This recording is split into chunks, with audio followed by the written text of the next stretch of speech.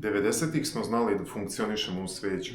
Ne zato što je bilo lako, već zato što sistem nije bio potpuno digitalizovan. Danas je sve drugačije. Danas 24 sata bez struje ne znači samo mrak. Znači zastoj. Razmislite samo, danas se koriste fiskalne kase koje su povezane sa internetom i ne mogu da funkcionišu bez struje. Vašu gotovinu podižete na bankomatima koji su povezani sa strujom. Ranije ste mogli da koristite fiksni telefon iako nema struje. Danas to nije slučaj. U modernim zgradama pumpe za vodu prestaju da funkcionišu jer nema struje i ljudi ostaju bez vode. Vaš telefon i dalje svijetli iako je sve manje funkcije. Ovo nije video o panici, ovo je video o funkcionisanju. Danas ćemo se baviti fiktivnim scenarijom nestanka struje na 24 časa. Nestanak struje se veoma razlikuje u zavisnosti od toga da li u zimskom periodu ili u letnjem periodu. Pre svega zbog dužine svetlosti napolju. Svi znamo da zimi već oko 4 časa sunce zalazi tako da počinje mrak, koji prestaje tek ujutro oko 5 ili 6 sati. Samim tim morate da obratite pažnju više na svetlost na telu. Ali tu također postoji još jedan izazov, a to je temperatura. Na primjer, baterije se mnogo brže prazne nego što je to slučaj leti, naravno zbog niske temperature. Danas ćemo proći kroz nekoliko stvari koje mogu značajno da vam olakšaju pripremu za nestanak struje u zimskom periodu, a koje su svuda prisutne, koje su jeftine i zaista nemate razlog da ih nemate. Hajde da krenemo od najjeftinijih stvari, a to su svakako mirišljave sveće i svetleći štapići. Mirišljave sveće možete da nađete u pakovanjima od 50 i 100 komada, a 50 komada košta oko 500 ili 600 dinara, što je više nego povoljno i pristupačno. Prosek gorenja jedne ove sveće jeste oko 4 sata, što znači da bi vam za zimski period 4 sveće bile dovoljne za jednu noć. U pakovanju od 50 komada znači da ćete imati skoro 2 nedelje zaliha ovih sveća, što je više nego dovoljno. Sa druge strane imamo ovaj svetleći štapić. O njemu smo pričali u epizodi o rancu. Ono što je karakteristično za njega jeste da postoje dve hemikalije koje ne svetle same po sebi, ali u kontaktu jedna sa drugom počinju da svetle. Vidite da je sada potpuno osvetljeno. Dobra stvar kod njega jeste što možete da osečete deo da bi ova tečnost iscurila i na taj način možete da obeležavate stvari koje želite da obeležite. Ostavit ćemo je tu radi ambijenta. Sljedeća stavka jesu baterijske lampe.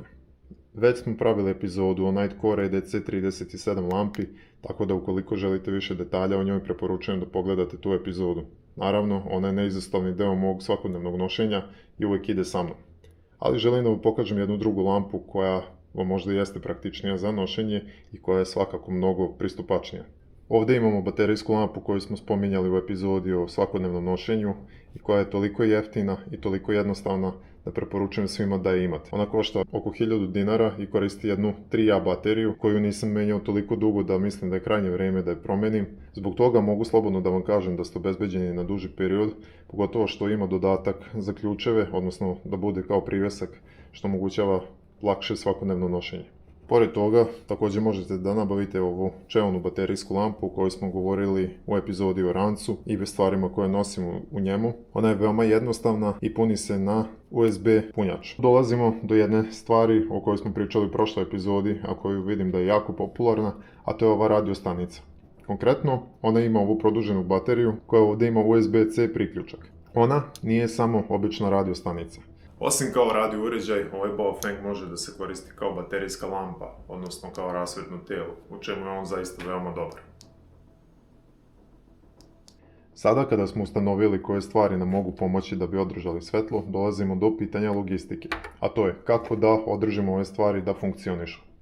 Pre svega, to možemo da uradimo sa baterijama. Ova dva pakovanja baterija su izuzetno jeftina, mislim da čak i piše cijena na njima. Da, 550 dinara za 24 komada. S druge strane, ovdje imamo 8 komada za 150 dinara, što ih čini više nego pristupačnim i povoljnim izborom. Naravno, u pitanju su jednokratne alkalne baterije, ali za tu cenu zaista nemaju konkurenciju i nema razloga da ih nemate kod sebe. One nam služe za stvari koje koriste baterije, naravno, poput ove baterijske lampe. Ali s druge strane imamo ove dve baterijske lampe koje koriste USB. Za te stvari imamo powerbank koji toliko često spominjem i koji je toliko bitna stvar koju treba uvijek da imate sa sobom. Naravno, ovdje su standardni ulazi za USB i USB-C i na taj način možete dopuniti, hajde da kažemo 99% uređaja. Ovaj konkretno powerbank je 10.000 mAh, što je neki optimum s obzirom da može da napuni otprilike 1,5 mobilni telefon, a sa druge strane on se sam veoma brzo puni. Eksterni punjači ili powerbankovi dolaze uglavnom u nekoliko različitih jačina. To su 5, 10, 15 i 20.000 mAh. Šta to znači u praksi? Vaš mobilni telefon, koji ako je malo novije generacije, ima u prosjeku oko 5.000 mAh u svojoj bateriji. Eksterna baterija od 10.000 mAh je dovoljna za 2 punjenja mobilnog telefona.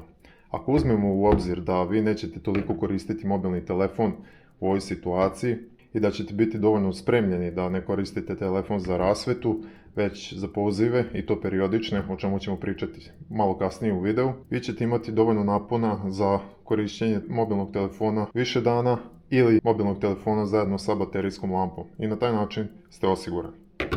I zbog čega je ovaj sistem toliko dobar? Već smo spomenuli da powerbank napaja većinu ovih uređaja.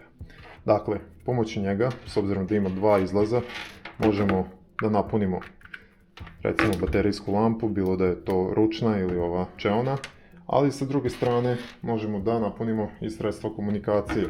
Da li će to biti radio stanica ili će to biti telefon, zavisi od vaših potreba. Na taj način uz veoma malo novca stvorili ste jedan sveobuhvatan sistem koji podržava jedno drugo.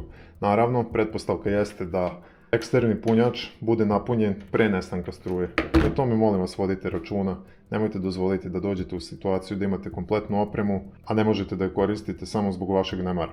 Primetili ste da su ovi najbitniji uređaji oblepljeni ovom neon trakom. To je jedna sitnica koja može značajno da vam olakša ceo posao, s obzirom da je 5 metara ove trake otprilike oko 120 dinara na Temu, što je znači 1 euro. Na primjer, telefon možete da koristite u mraku kada ga stavite pored kreveta, uvijek znate gdje je, kada se budite naravno. Isto važi i za powerbank i za ostale stvari. Na taj način ne morate konstantno da palite svetlo, da gledate gdje se oni nalaze, s obzirom da je potrebno veoma malo svetla da bi ova traka svetlila cijelu noć.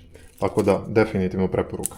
Međutim, osim stvari za osvjetljenje, naravno, mi ne možemo da živimo i bez vode. Kao što smo već spomenuli, u visokim zgradama voda je prva koja nestaje. Tako da, trebalo bi da imate zalihe vode, bar nekoliko flaša, konkretno za ovakve slučajeve, ali postoji neke druge metode koje vam mogu olakšati u krajnjoj nuždi da dođete do vode. Konkretno, to su vaš vodokotlić i vaš bojler. Bojler sadrži od 40 do 120 litara vode, u zavisnosti naravno koliko imate u vašim kućama i stanovima. S druge strane, prosječan vodokotlić sadrži od 5 do 9 litara vode, što je više nego dovoljno za vaše potrebe za 24 časa. Međutim, sam nestanak struje nije samo test vaše opreme, već i vaša guma. Većina problema koji nastanu nije u nedostatku opreme, već u nedostatku redosleda. Zato hajde da prođemo kroz neke najčešće greške koje ljudi rade. Naravno, mi smo društvena bića i u većini kriznih situacija odmah ćemo želiti da komuniciramo sa drugim ljudima, što je apsolutno normalno.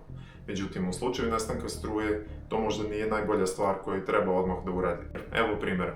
Većina nas će odmah pohrliti na društvene mreže i razne messengere da bi vidjeli šta se dešava i da čuju informacije od drugih ljudi, što je sasvim validna stvar.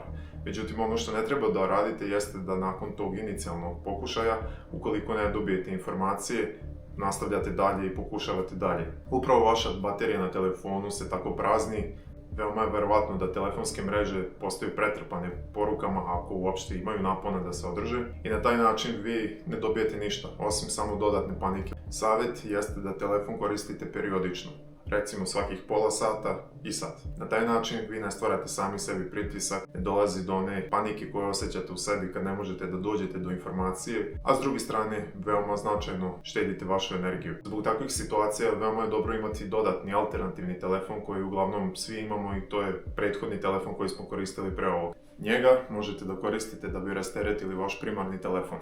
Ali ne zaboravite da upišete kontakte vaših najbližih osoba i vaših voljenih. To je isto jedna od stvari koje ljudi veoma često zaboravljaju. Koliko nestanak potraje, komunikacija postaje kritična, o tome smo već pričali i nastavit ćemo da pričamo. Naravno, jedno od pitanja jeste i hrana.